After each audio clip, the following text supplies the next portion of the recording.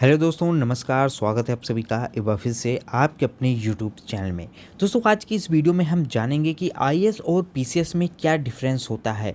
तो इस वीडियो में टोटल 11 पॉइंट्स मैं आपको समझाऊंगा कि आईएएस और पीसीएस में क्या डिफरेंस होता है। आपके मन में जो भी डाउट्स होंगे सारे डाउट्स इन्हीं 11 पॉइंट्स में क्लियर हो जाएंगे। तो यदि वीडियो को आप पहली बार देख रहे हैं, चैनल पर नए हैं, तो प्लीज़ चैनल को सब्सक्राइब कर लीजिए।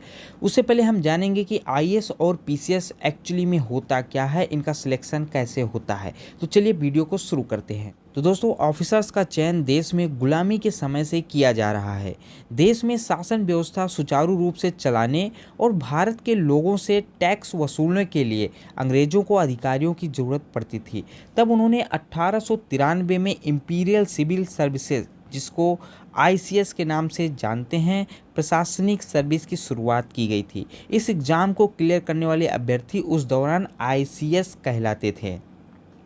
अखिल भारतीय सेवाओं में प्रशासकीय के भाग को आईएएस कहते हैं। इन अधिकारियों को केंद्र, राज्य और सार्वजनिक क्षेत्रों के उपक्रमों में पद दिए जाते हैं। केंद्र और राज्य सरकार के प्रशासन में ये अधिकारी महत्वपूर्ण भूमिका निभाते हैं।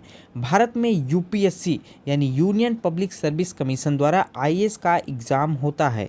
परीक्षा पास करने वाले अभ्यर्थियों की केंद्र सरकार के द्वारा अलग अलग राज्यों में पोस्टिंग की जाती है।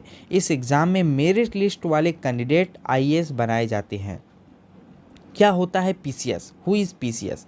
यूपीएससी की तरह राज्य में भी पब्लिक सर्विस कमीशन यानी पीएससी होता है, जो राज्य लेवल पर एग्ज़ाम कंडक्ट करवाता है। राज्य स्तरीय एग्ज़ाम को पास करने वाले अभ्यर्थियों को प्रोविंशियल सर्विस सिविल सर्विसेज कहते हैं, यानी इनको पीसीएस अधिकारी कहा जाता है।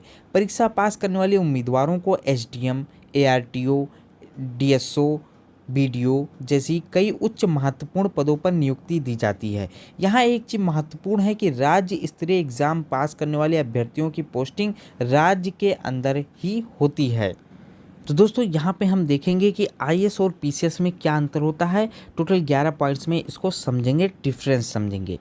तो सबसे पहला डिफरेंस है, आईएएस का सिलेक्शन यूपीएससी करता है, जबकि पीसीएस अधिकारी का सिलेक्शन राज्य लोक सेवा आयोग यानी स्टेट पीसीएस के द्वारा किया जाता है।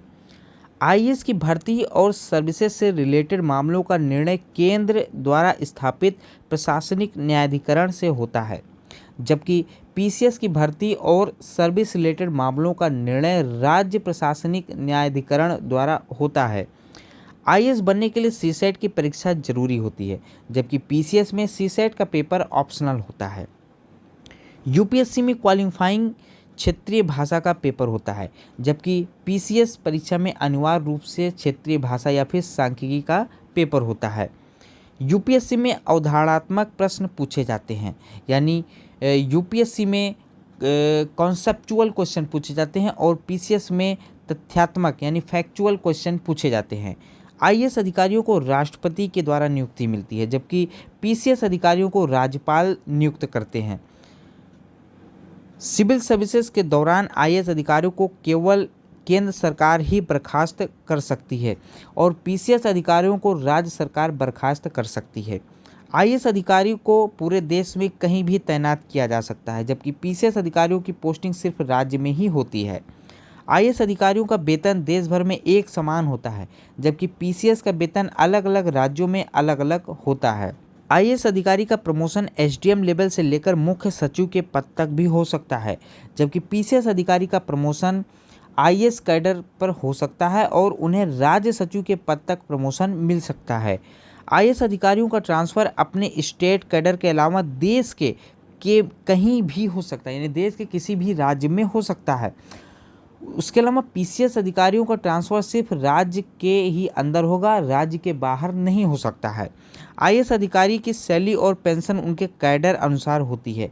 पीसीएस अधिकारियों की सैलरी व पेंशन राज्य सरकार के द्वारा निर्धारित होती है।